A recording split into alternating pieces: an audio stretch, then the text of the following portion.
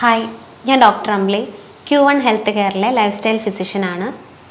നമ്മുടെ അടുത്ത് വരുന്ന ഒട്ടുമിക്ക പേഷ്യൻസും പറയുന്ന ഒരു കാര്യമാണ്, അവർ വളരെ കുറച്ചേ ഭക്ഷണം കഴിക്കുന്നുള്ളൂ, എന്നാലും പെട്ടെന്ന് തടിക്കുന്നുണ്ട്. അവർക്ക് കുറച്ച് ദൂരം നടക്കുമ്പോഴേക്ക് വല്ലാതെ കിതപ്പ് അനുഭവപ്പെടുന്നു, ശ്വാസം മുട്ടൽ അനുഭവപ്പെടുന്നു, അധിക നേരം നിൽക്കാൻ വയ്യ. ഇതൊക്കെ നിങ്ങൾക്ക് ഒരുപക്ഷെ ഒബീസിറ്റി, അതായത് അമിതവണ്ണം കൊണ്ടുവരാവുന്ന പ്രശ്നങ്ങളാണ്. എന്താണ് ഒബിസിറ്റി, അമിതവണ്ണം, അതെങ്ങനെയൊക്കെ വരാം, ആരിലൊക്കെ വരാം, എങ്ങനെ നമുക്കിത് കൺട്രോൾ ചെയ്യാമെന്ന് നമുക്ക് നോക്കാം. ഒബിസിറ്റി അഥവാ അമിതവണ്ണം നമ്മൾ വെറും വെയിറ്റ് വെച്ച് മാത്രമല്ല നമ്മൾ കാൽക്കുലേറ്റ് ചെയ്യുന്നത്. അതിന് ഹൈറ്റും കൂടി വെച്ചിട്ട് നമ്മൾ BMI, അതായത് ബോഡി മാസ് ഇൻഡെക്സ് എന്ന് പറയുന്ന ഒരു സൂചിക വെച്ചിട്ടാണ് നമ്മൾ ഒരാളെ അമിതവണ്ണം ഉള്ള ആളായിട്ട് കണക്കാക്കുന്നത്. എങ്ങനെയാണ് നമ്മളിത് കാൽക്കുലേറ്റ് ചെയ്യുന്നതെന്ന് നോക്കാം. Weight in kilogram divided by height in metre square, ഈ വെച്ചിട്ടാണ് നമ്മൾ ബോഡി മാസ് ഇൻഡെക്സ്, ഇത് സൂചിക വെച്ചിട്ടാണ് നമ്മൾ ഒരാളുടെ വണ്ണം കണക്കാക്കുന്നത്. ഇത് 18 മുതൽ 25 വരെയാണെങ്കിൽ നമ്മൾ നോർമൽ ലെവലിലായിട്ടാണ് കണക്കാക്കുന്നത്. 18-ൽ താഴെയാണെങ്കിൽ നിങ്ങൾ അണ്ടർ വെയ്റ്റ്, അതായത് നിങ്ങൾക്ക് വെയ്റ്റിൽ കുറവാണെന്നാണ് സൂചിപ്പിക്കുന്നത്. ഇനി നിങ്ങൾ 25-ന് മുകളിലാണെങ്കിൽ, 25 മുതൽ 30 വരെയാണെങ്കിൽ നിങ്ങൾ ഓവർ വെയ്റ്റ്, അമിതവണ്ണത്തിലേക്ക് നീങ്ങുകയാണെന്നാണ് അത് സൂചിപ്പിക്കുന്നത്. 30 മുതൽ 40 വരെയായിട്ട് നമ്മൾ ക്ലാസ്സുകളായിട്ട് അമിതവണ്ണത്തിനെ തരംതിരിച്ചിട്ടുണ്ട്. അതായത് ക്ലാസ് 1, ക്ലാസ് 2, ക്ലാസ് 3 ഒക്കെ.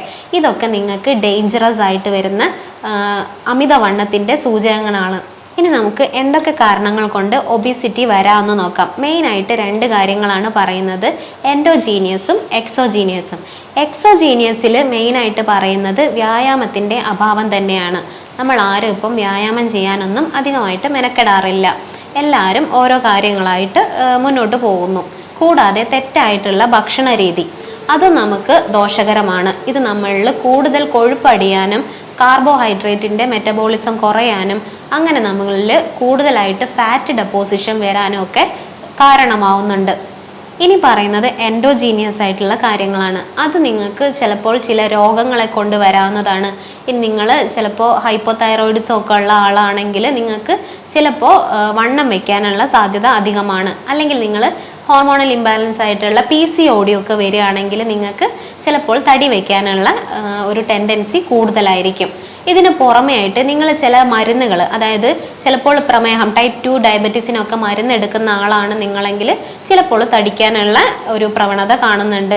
ഇത് പുറമെ ആയിട്ട് നിങ്ങൾ മാനസിക വിഭ്രാന്തിക്കൊക്കെ എന്തെങ്കിലും മരുന്ന് എടുക്കുന്ന ആൾക്കാരൊക്കെ ആണെങ്കിൽ ചിലപ്പോൾ നിങ്ങൾക്ക് ഒരു പക്ഷേ തടി കൂടാനുള്ള കാരണം വരുന്നുണ്ട്. ഇനി അമിതവണ്ണം കൊണ്ട് നമുക്ക് വരാവുന്ന രോഗങ്ങൾ എന്തൊക്കെയാണെന്ന് നോക്കാം.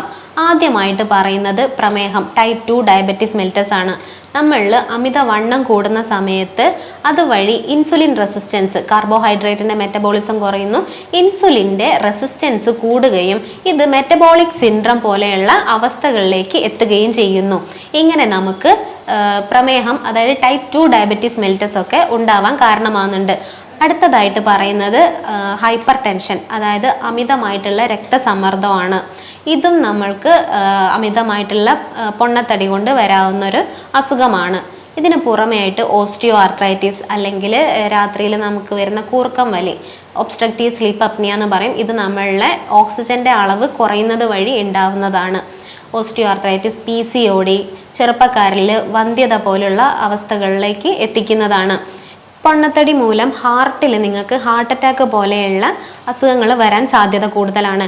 ലിവറിൽ നിങ്ങൾക്ക് ലിവർ ഫെയിലിയറോ അല്ലെങ്കിൽ ഫാറ്റി ലിവർ പോലെയുള്ള അസുഖങ്ങൾ വരാൻ കാരണമാവുന്നുണ്ട്. കിഡ്നിയിലും നിങ്ങൾക്ക് ഇതേപോലെ തന്നെ കിഡ്നി ഫങ്ഷൻസിനൊക്കെ വ്യതിയാനങ്ങൾ വരാനും കിഡ്നി ഫെയിലിയർ വരാനുള്ള സാധ്യതയും അധികമാണ്.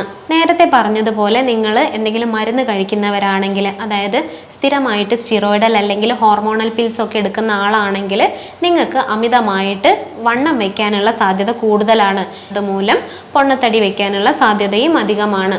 ഒരിക്കലും നമ്മൾ തടിയുള്ളവരെ കളിയാക്കാനോ മറ്റുള്ളവരുടെ മുന്നിൽ വെച്ച് പരിഹസിക്കാനോ പാടില്ല. ഒരിക്കലും നമ്മൾ പൊണ്ണത്തടിയുള്ളവരെ കളിയാക്കാനോ അല്ലെങ്കിൽ പരിഹസിക്കാനോ പാടില്ല.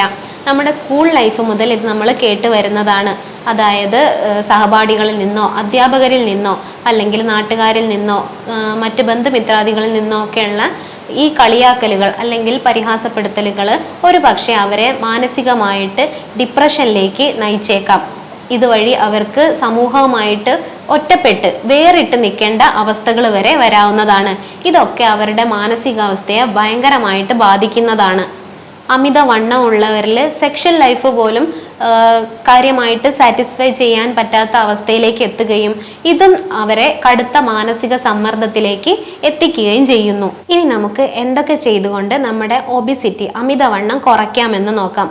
ആദ്യമായിട്ട് നിങ്ങൾ കോൺഫിഡൻസ് ലെവല് ഉയർത്തുക എന്നുള്ളതാണ് ചെയ്യേണ്ടത്. നിങ്ങളെ കൊണ്ട് നിങ്ങളുടെ ശരീരഭാരം കുറയ്ക്കാൻ പറ്റുമെന്ന് നിങ്ങൾ ഉറച്ചു വിശ്വസിക്കുക. പിന്നെ നിങ്ങൾ ഒരു ഗോൾ സെറ്റ് ചെയ്യാതിരിക്കുക. അതായത് 2 ആഴ്ച കൊണ്ട് ഞാൻ ഇത്ര കുറയ്ക്കും, 3 ആഴ്ച കൊണ്ട് ഞാൻ ഇത്ര കുറയ്ക്കും എന്നുള്ള ഗോളുകളൊന്നും സെറ്റ് ചെയ്യാതിരിക്കുക. നിങ്ങളുടെ ശരീരഭാരം നിങ്ങൾക്ക് 8 മുതൽ 10% വരെ കുറയ്ക്കാൻ പറ്റുമെന്ന് നിങ്ങൾ വിശ്വസിക്കുക.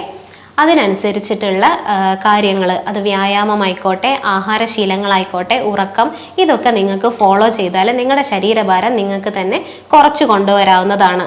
ഭക്ഷണത്തിലൂടെ നിങ്ങൾക്ക് എങ്ങനെയൊക്കെ ഒബിസിറ്റിയെ നിയന്ത്രിക്കാമെന്ന് നോക്കാം. ആദ്യമായിട്ട് നിങ്ങൾ കൊഴുപ്പടങ്ങിയിട്ടുള്ള ഭക്ഷണ സാധനങ്ങൾ, അതായത് junk food, fried food, grilled ഫുഡൊക്കെ നിങ്ങൾ പരമാവധി ഒഴിവാക്കാൻ ശ്രമിക്കുക. ബേക്കറികളിൽ നിന്ന് കിട്ടുന്ന മധുര പലഹാരങ്ങൾ, അതായത് പ്രോസസ്ഡ് ഫുഡ് ആയിക്കോട്ടെ, ടിൻഡ് ഫുഡ് ആയിക്കോട്ടെ, എല്ലാം നിങ്ങൾ പരമാവധി കുറയ്ക്കാൻ ശ്രമിക്കേണ്ടതാണ്. ഇപ്പോൾ കിട്ടുന്ന ഒട്ടുമിക്ക ബേക്കറി പലഹാരങ്ങളിലും ഹൈ ഫ്രക്ടോസ് കോൺ സിറപ്പുകളാണ് ഉപയോഗിക്കുന്നത്. ഇത് നിങ്ങൾ പരമാവധി ഉപേക്ഷിക്കേണ്ടതാണ്. കൂടാതെ നിങ്ങൾ റെഡ് മീറ്റുകൾ ഉപയോഗിക്കുന്ന ആളാണെങ്കിൽ, അതായത് ബീഫ്, പോർക്ക്, മട്ടൻ, താറാവ് തുടങ്ങിയൊക്കെ ഉപയോഗിക്കുന്ന ആൾക്കാരാണെങ്കിൽ നിങ്ങളത് പരമാവധി കുറയ്ക്കുക. ഭക്ഷണങ്ങളിൽ നിങ്ങൾ മീൻ വറുത്തത് അല്ലെങ്കിൽ ചിക്കൻ വറുത്തതൊക്കെ വറുത്തതായിട്ട് കൂടുതൽ കഴിക്കുന്ന ആൾക്കാരാണെങ്കിൽ അതും നിങ്ങളൊന്ന് പരമാവധി കുറയ്ക്കാൻ ശ്രമിക്കേണ്ടതാണ്. എണ്ണയിൽ വറുത്തതും പൊരിച്ചതുമായിട്ടുള്ള ഭക്ഷണ സാധനങ്ങൾ പരമാവധി കുറയ്ക്കുക. വീട്ടിലുണ്ടാക്കുന്ന മധുര പലഹാരങ്ങൾ അതും പരമാവധി നിങ്ങൾ ഒഴിവാക്കാൻ ശ്രമിക്കേണ്ടതാണ്. കൂടാതെ നിങ്ങൾ പാലുൽപ്പന്നങ്ങളൊക്കെ അമിതമായിട്ട് എടുക്കുന്ന ആൾക്കാരാണെങ്കിൽ അതിൻ്റെ അളവൊക്കെ ഒന്ന് കുറച്ച് കൊണ്ടുവരേണ്ടതാണ്. ഇനി നിങ്ങൾക്ക് എന്തൊക്കെ ഭക്ഷണത്തിൽ ഉൾപ്പെടുത്താമെന്ന് നോക്കാം. നിങ്ങൾ വെള്ള അരി അധികമായിട്ട് കഴിക്കുന്ന ആൾക്കാരാണെങ്കിൽ അതിൻ്റെ അളവ് ഒന്ന് കുറയ്ക്കേണ്ടതാണ്. നിങ്ങൾ 1 ബൗൾ അല്ലെങ്കിൽ 2 ബൗളൊക്കെ എടുക്കുന്ന ആൾക്കാരാണെങ്കിൽ നിങ്ങൾ ആ ബൗളിൻ്റെ 1/3 അരി എടുക്കുകയും ബാക്കി ഭാഗങ്ങൾ നിങ്ങൾ പച്ചക്കറികൾ കൊണ്ടോ അല്ലെങ്കിൽ ഇലക്കറികൾ കൊണ്ടോ നിറയ്ക്കേണ്ടതാണ്. കൂടാതെ നിങ്ങൾ സാലഡ്സുകൾ അധികമായിട്ട് ഉൾപ്പെടുത്താൻ ശ്രമിക്കേണ്ടതാണ്. അതായത് ബീട്രൂട്ട്, ക്യാരറ്റ്, സാലഡ് വെള്ളരിയൊക്കെ പോലെയുള്ളത് കൂടുതലായിട്ട് ഉൾപ്പെടുത്താൻ ശ്രമിക്കേണ്ടതാണ്. കൂടാതെ ഗോതമ്പിൻ്റെയോ അല്ലെങ്കിൽ റാഗി പോലുള്ളവയൊക്കെ ഉൾപ്പെടുത്താനായിട്ട് ശ്രമിക്കേണ്ടതാണ്. ചായ, കാപ്പിയൊക്കെ പാലുപയോഗിച്ച് കഴിക്കുന്ന ആൾക്കാരാണ് നിങ്ങളെങ്കിൽ അതൊക്കെ ഒന്ന് കുറച്ചിട്ട് ഗ്രീൻ ടീ അല്ലെങ്കിൽ കറുവപ്പട്ട ഇട്ട വെള്ളമൊക്കെ നിങ്ങൾ കൂടുതലായിട്ട് ഉപയോഗിക്കേണ്ടതാണ്. ഇതിനൊക്കെ പുറമേ ആയിട്ട് നിങ്ങൾ വ്യായാമം കൃത്യമായിട്ട് ശീലിക്കേണ്ടതാണ്. ഡെയിലി നിങ്ങൾ വ്യായാമം ചെയ്യുന്നത് വളരെയധികം നല്ലതാണ്. ആഴ്ചയിൽ 5 ദിവസമെങ്കിലും നിങ്ങൾ വ്യായാമം ചെയ്യാൻ ശീലിക്കേണ്ടതാണ്. 45 മുതൽ 1 മണിക്കൂർ വരെ നിങ്ങൾ വ്യായാമം ചെയ്യുന്നത് നിങ്ങളുടെ ശരീരത്തിന് ഒരുപാട് നല്ലതാണ്. ഡെയിലി നിങ്ങൾക്ക് ചെയ്യാൻ പറ്റുന്നത് അത് വാക്കിംഗ് ആവാം, ജോഗിങ് ആവാം, സൈക്ലിംഗ് ആവാം, അല്ലെങ്കിൽ സ്വിമ്മിങ് പോലെയുള്ള എയറോബിക് എക്സസൈസുകൾ നിങ്ങൾക്ക് ശീലിക്കാവുന്നതാണ്. അതല്ലെങ്കിൽ സൂംബ പോലുള്ള ഡാൻസ് പ്രാക്ടീസുകൾ നിങ്ങൾക്ക് ചെയ്യാവുന്നതാണ്. ഇങ്ങനെയൊക്കെ നമുക്ക് ഒബിസിറ്റിയെ ഒരു പരിധി വരെ നമുക്ക് കൺട്രോൾ ചെയ്യാൻ സാധിക്കുന്നതാണ്. നടന്നു പോകാൻ പറ്റുന്നിടത്തിലൊക്കെ നടന്നു പോകാനും ലിഫ്റ്റിന് പകരം നമുക്ക് സ്റ്റെപ്പുകൾ ഉപയോഗിച്ച് തന്നെ നമ്മൾ നടന്ന് കയറാൻ ശ്രമിക്കേണ്ടതുമാണ്. ചെറിയ കുട്ടികളിലടക്കം നമ്മളിപ്പോൾ പൊണ്ണത്തടി, അതായത് ഒബിസിറ്റി കണ്ടുവരുന്നുണ്ട്. അതായത് സ്കൂൾ വിട്ട് വന്ന് കഴിഞ്ഞിട്ടുണ്ടെങ്കിൽ ഇവർക്ക് ടി-വിയോ അല്ലെങ്കിൽ മൊബൈലോ കണ്ട് സ്നാക്സ് കഴിച്ചുകൊണ്ടിരിക്കുന്നതായിരിക്കാം അവരുടെ ശീലം. ഇത് ഒഴിവാക്കിയിട്ട് അവരെ നമ്മൾ കളിക്കാനായിട്ട് അവരുടെ സുഹൃത്തുക്കളോടൊപ്പം വിടേണ്ടതാണ്. ഇങ്ങനെയൊക്കെ നമുക്ക് അവരിലെ പൊണ്ണത്തടി കുറയ്ക്കാവുന്നതാണ്. നിങ്ങൾ അമിതമായിട്ട് പുകവലിക്കുന്ന ആളാണെങ്കിൽ അല്ലെങ്കിൽ മദ്യപിക്കുന്ന ആളാണെങ്കിൽ അത് ജീവിതത്തിൽ നിന്ന് പരമാവധി അവോയ്ഡ് ചെയ്യാൻ, ഒഴിവാക്കാനായിട്ട് നിങ്ങൾ ശ്രമിക്കേണ്ടതാണ്. മദ്യപിക്കുന്ന ഒട്ടുമിക്ക ആൾക്കാരിലും പൊണ്ണത്തടിയും അതുമായിട്ട് ബന്ധപ്പെട്ട് മറ്റ് അസുഖങ്ങളും കണ്ടുവരുന്നുണ്ട്. ഇതിനൊക്കെ പുറമേ ആയിട്ട് നിങ്ങൾ ഉറക്കം, നേരത്തെ കിടന്ന് നേരത്തെ എഴുന്നേൽക്കുന്ന ശീലത്തിലേക്ക് എത്തേണ്ടതാണ്. രാത്രി വൈകി കിടക്കുകയും രാവിലെ വൈകി എഴുന്നേൽക്കുകയും ചെയ്യുന്നവരിൽ ഉന്മേഷക്കുറവും എനർജി ലെവലും ഒക്കെ ലോ ലെവലായിട്ടാണ് നമ്മൾ കണ്ടുവരുന്നിട്ടുള്ളത്. അതിനായിട്ട് നിങ്ങൾ ഉറക്കം മസ്റ്റായിട്ട്, അതായത് എന്നും ഒരു 7-8 മണിക്കൂർ നിങ്ങൾ ഡെയിലി ഉറങ്ങേണ്ടതാണ്. കൃത്യമായിട്ടുള്ള ആഹാര രീതിയും ചിട്ടയായിട്ടുള്ളൊരു ഭക്ഷണക്രമവും കൊണ്ട്, കൃത്യമായിട്ടുള്ള ഉറക്കവും കൊണ്ട് നമുക്ക് ഒബിസിറ്റി, അതായത് നമ്മുടെ അമിതവണ്ണത്തെ നിയന്ത്രിക്കാവുന്നതാണ്.